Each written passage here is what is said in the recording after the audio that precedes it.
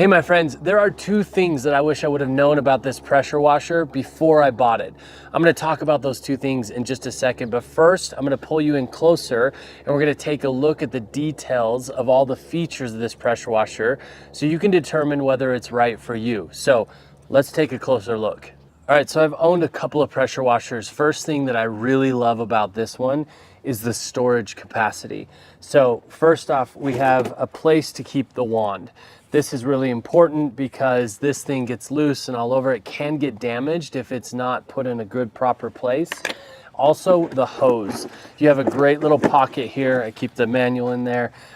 You have a great little pocket for the hose as well to put down in there. So all of your parts and pieces are together with the actual pressure washer. You don't have parts all over the place. You also have storage for your nozzles right here on the handle. This is pretty standard. I've never seen the bucket before, but I've definitely seen this feature. But you have the super tornado nozzle. I don't remember what they call it, but I call it the tornado nozzle, and a nice spot to hold that secure. And then you also have two nozzles here, which is a 15-degree nozzle right here, and then a soap nozzle right here. When you're using soap, you're gonna wanna use this one instead of the plastic nozzle. You also have a really nice extension cord management system on this thing. I'm gonna flip it around so you can see this. The cool thing about this is one of the coolest things about this pressure washer is the cord length.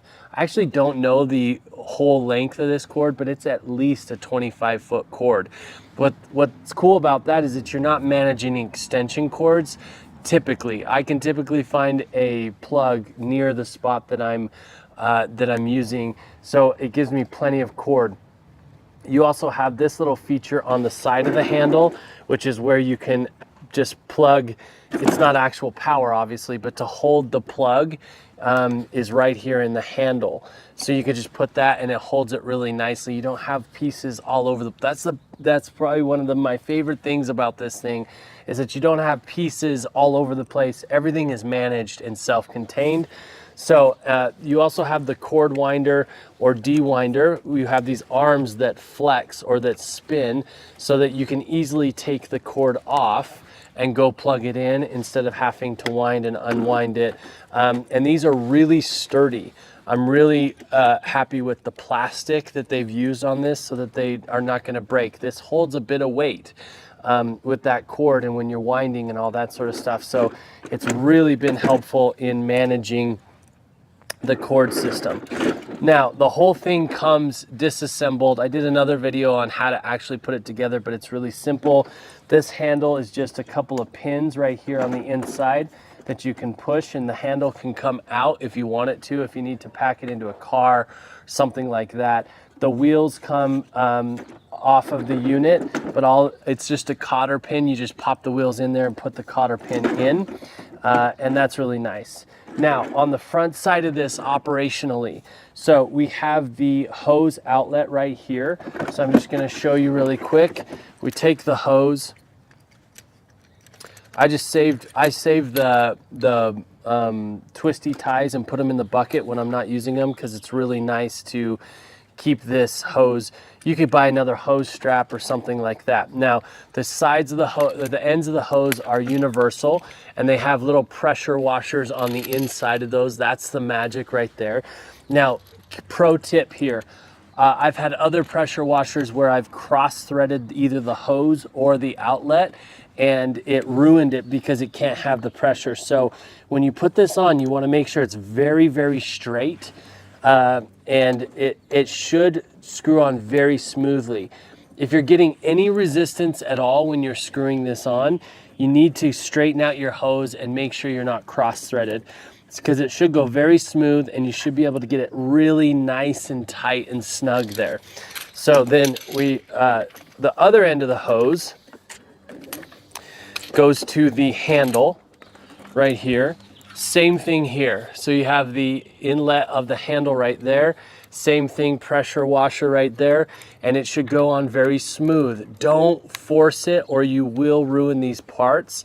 So you just want to make sure, and they have a tendency to go on crooked a little bit. And this is the thing with every pressure washer I've ever had. So just take really good care and it should go on very, very smoothly.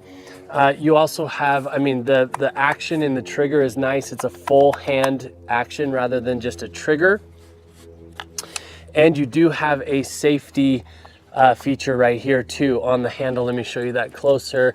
This is really cool. I've never seen this before, but it basically just folds out of the handle.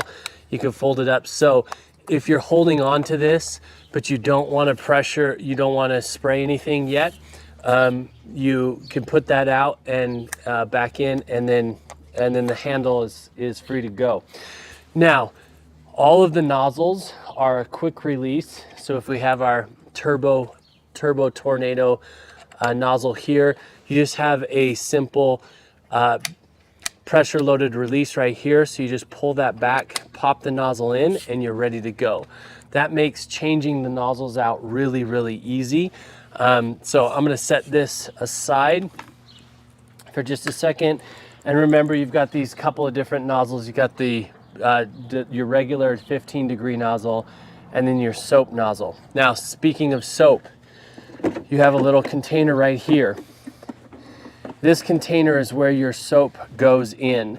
So if you're using it to clean a car, when we clean our cars, we just dump actually some dish soap into this compartment right here, close it up, and what that's going to do is it's going to automatically dispense the soap into the hose.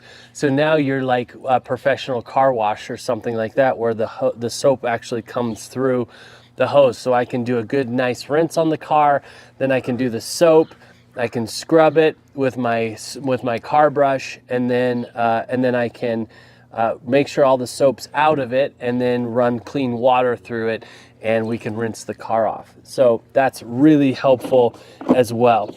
The other cool feature of this is a lot of these pressure washers have like on and off buttons back here in the back. But the problem is oftentimes when you're pressure washing, your hands are dirty or they're wet or whatever. This one has a step on and off right there. So all you have to do to turn it on, turn it off is just step on it. And I think that's a really, really cool feature of this pressure washer. Now, when you're gonna hook your fresh water up, basically take the end of your hose right here, and this is your inlet right here. And it comes with this nice spinning inlet, so that makes it really helpful. So you don't have to twist your hose in order to get it on. So you just put that on there. Again, don't force it, just keep it nice. It should spin on there really, really easily.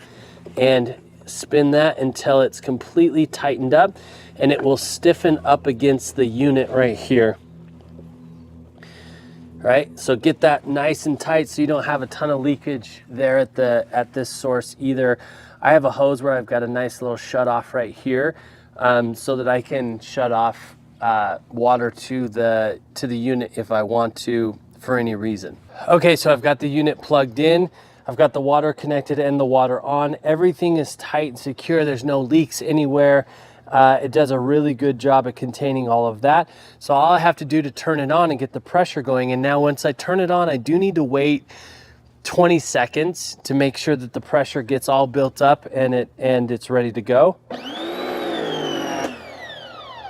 You'll hear that, it wasn't even 20 seconds, it's like 3 seconds, but you hear that motor go. And then as soon as the motor stops, that means you're pressurized and you're ready to spray.